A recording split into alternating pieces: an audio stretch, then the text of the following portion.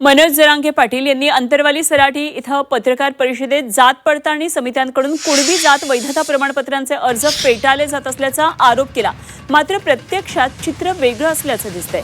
शिंदे समिती स्थापन झाल्यापासून ते 31 जुलै 2026 पर्यंत मराठवाड्यातल्या 8ही जिल्ह्यांमधून 20,143 अर्ज जात पडताळणी समित्यांकडे दाखल झाले आणि त्यापैकी 15,597 अर्जदारांना कुणबी जात वैधता प्रमाणपत्र देण्यात आलेलं आहे। विशेष म्हणजे केवळ 61 अर्जच यामध्ये अवैध ठरलेले आहेत।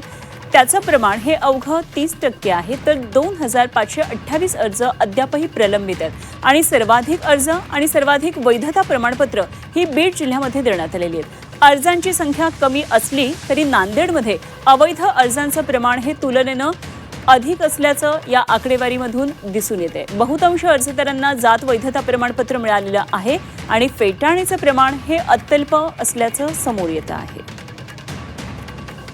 एकदा आपण ग्राफिक्सवर ही सगळी माहिती पाहूया। वैधता पडताळणी समितीनं नेमकं काय केलंय? जात पडताळणीसाठी एकूण अर्ज आलेत 20,143।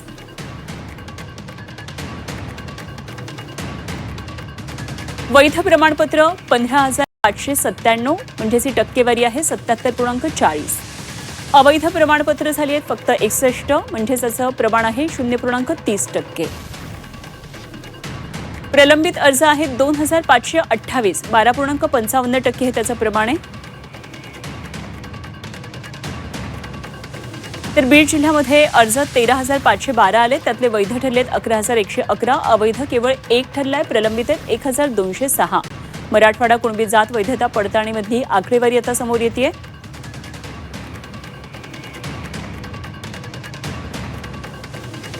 तर बीड जिल्ह्यातली आपण ही आकडेवारी पाहतोय।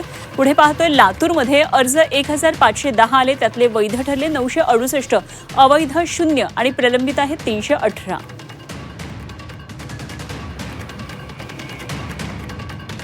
तर मराठवाड्यातल्या सर्व जिल्ह्यांमध्ये हे प्रमाण कसं आहे आपण पाहतोय। जालन्यामध्ये 1,641 अर्ज आले, वैध ठरले 922, अवैध ठरले 23 आणि प्रलंबित आहेत 389। पडताळणी समितीनं दिलेली ही सगळी आकडेवारी जिल्हा आहे संभाजीनगर। पुढे अर्ज आलेत 1,267, यामध्ये वैध ठरलेत 1,080, अवैध ठरले 4, प्रलंबित आहेत 167।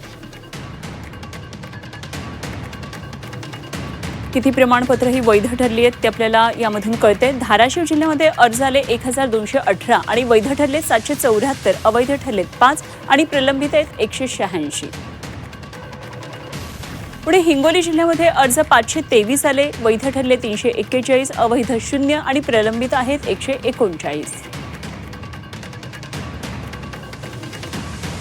नांदेड जिल्ह्यामध्ये अर्ज 398 आले, वैध ठरले 251, अवैध ठरले 21 आणि प्रलंबित आहेत 46। अशा प्रकारे मराठवाड्यातल्या 8 जिल्ह्यांमध्ये आपण ही आकडेवारी पाहतोय। परभणीमध्ये अर्ज 254 आले, वैध ठरले 150 आणि यामध्ये 7 अर्ज हे अवैध ठरले, प्रलंबित अर्जांची संख्या आहे 77। तर छत्रपती संभाजीनगरमध्ये अर्जावरचा दावा आणि सादर पुरावे हे ग्राह्य नव्हते। कुणबी प्रमाणपत्र का फेटाळली आहेत याची आपण ही कारणं पाहतोय। तर जालन्यामध्ये अर्जदाराकडे कुणबी असल्याचा पुरेसा दस्तऐवज पुरावा नव्हता। धाराशिवमध्ये अर्जदारांनीच दावा मागे घेतला आणि त्यामुळे हे प्रकरण निकाली निघालं। वेगवेगळ्या जिल्ह्यात वेगवेगळी कारणे आहेत। नांदेडमध्ये कागदपत्रांमध्ये विसंगती आढळली, कुणबी असल्याचा पुरेसा पुरावा त्यांच्याकडे नव्हता आणि त्यामुळे कुणबी प्रमाणपत्र फेटाळलं। बीडमध्ये केवळ 1 अर्ज वैध ठरला, जात दावा सिद्ध झाला नाही। तर परभणीमध्ये कागदपत्रांच्या आधारे दावा सिद्ध झाला नाही।